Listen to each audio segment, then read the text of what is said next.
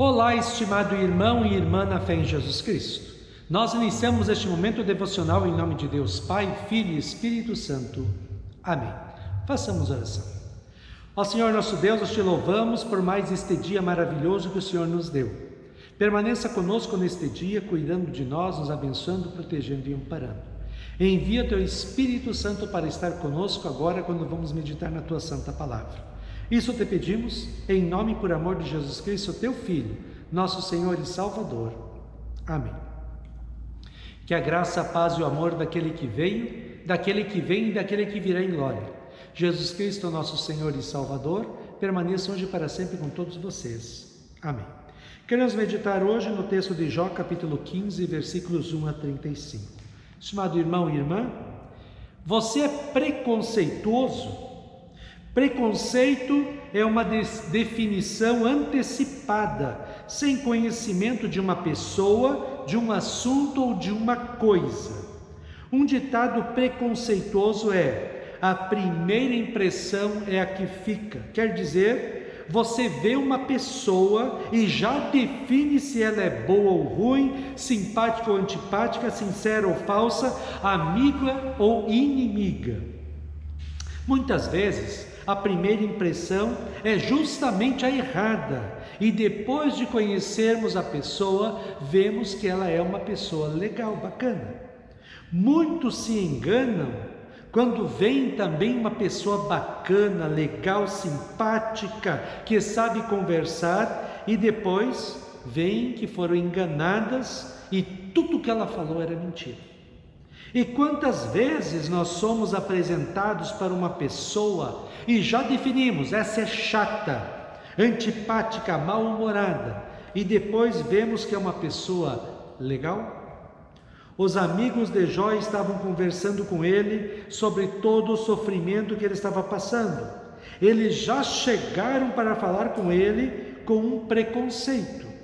A pessoa colhe o que planta. Jó deve ter feito um pecado muito grave para Deus o estar castigando com tanto sofrimento. As respostas que Jó dava às falas dos três amigos deixam-os cada vez mais revoltados e bravos com Jó. Jó estava se achando melhor do que os outros, pensavam eles. Não reconhecia o seu grave pecado e ainda mostrava orgulho em sua fala, apesar de todo o seu sofrimento.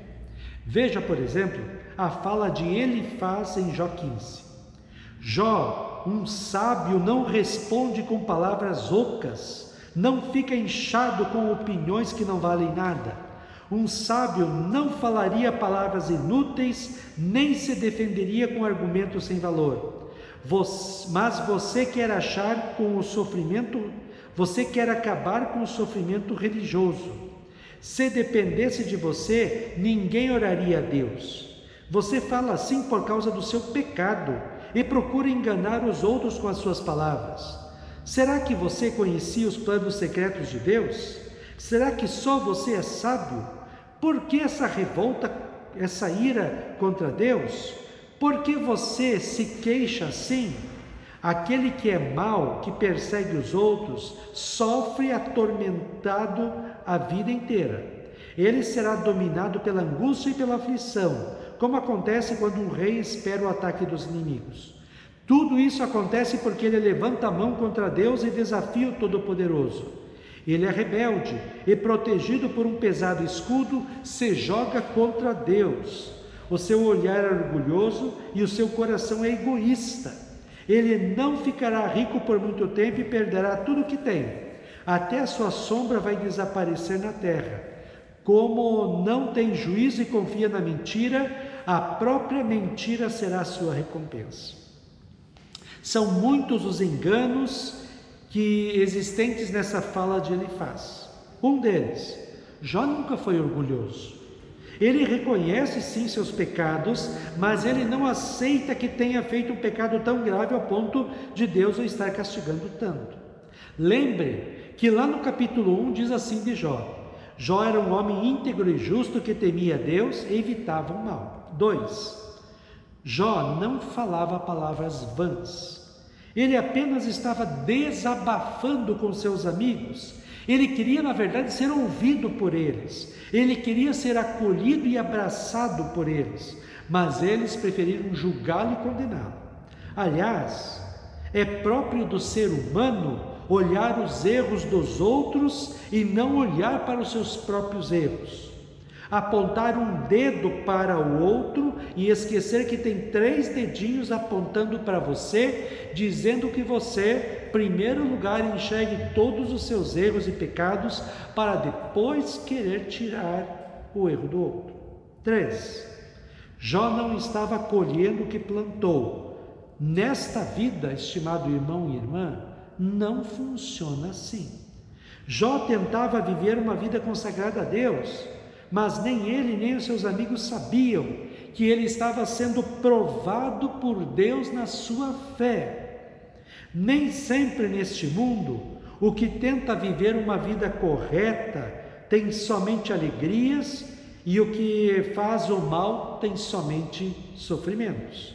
Muitas vezes os maus se dão bem nesta vida e os bons se dão mal nesta vida. 4. Jó não era mentiroso, ele era sincero, reconhecia os seus pecados, mas não reconhecia que existia um pecado tão grave que ele havia cometido. Agora ele fala uma verdade, lá no versículo 14. Será que alguém pode ser puro? Poderá alguma pessoa ser correta diante de Deus? Esta verdade é reafirmada em Romanos 3, 9 a 12. Pois já temos demonstrado que todos, tanto judeus como gregos, estão debaixo do pecado. Como está escrito, não há justo, nem sequer um. Não há quem entenda, não há quem busque a Deus. Todos se extraviaram e juntamente se tornaram inúteis. Não há quem faça o bem, não há um sequer.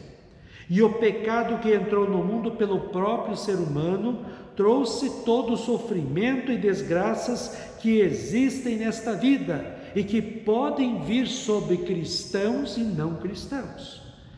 A grande notícia da Bíblia é que Deus nos perdoa e aceita porque Jesus Cristo, Filho de Deus, veio ao mundo e pagou a nossa dívida e a nossa culpa com Deus. Com o seu sofrimento na cruz, nossos pecados foram pagos. Ele conquistou para nós que cremos o perdão, a vida e a salvação eterna, como diz Romanos 6, 23. Porque o salário do pecado é a morte, mas o dom gratuito de Deus é a vida eterna em Cristo Jesus nosso Senhor. Assim, estimado irmão e irmã na fé, temos muitas coisas a aprender com o livro de Jó. Não sejamos preconceituosos de jeito nenhum. Não julguemos as pessoas, especialmente pela primeira impressão ou pela aparência. Não achemos que Deus está nos castigando quando sofremos. Reconheçamos que somos pecadores, confessemos os nossos pecados a Deus e confiemos no perdão de Deus em Cristo. E por mais difícil que seja, confiemos no amor de Deus em Cristo, tanto nos bons momentos da vida quanto nas dificuldades.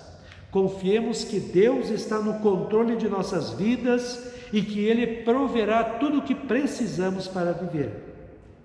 Lembremos que vivemos em um mundo mau e injusto, por isso talvez o que é correto, justo e vive na fé em Cristo pode sim ter problemas e dificuldades, como aquele que não crê em Cristo. Mas nos apoiemos na verdade bíblica de que o céu é a nossa herança, como diz Jesus à sua igreja que sofre neste mundo, em Apocalipse 2, 8 a 10. Estas coisas diz o primeiro e último, que esteve morto e tornou a viver. Conheço a tribulação pela qual você está passando, a sua pobreza, embora você seja rico na fé. Não tenha medo das coisas que você vai sofrer. Eis que o diabo está para lançar alguns de vocês na prisão, para que vocês sejam postos à prova e passem por uma tribulação de 10 dias. Seja fiel até a morte, e eu lhe darei a coroa da vida eterna. Amém. Façamos oração. Ó Senhor nosso Deus, nós te louvamos porque nós cremos que o Senhor está cuidando de nós.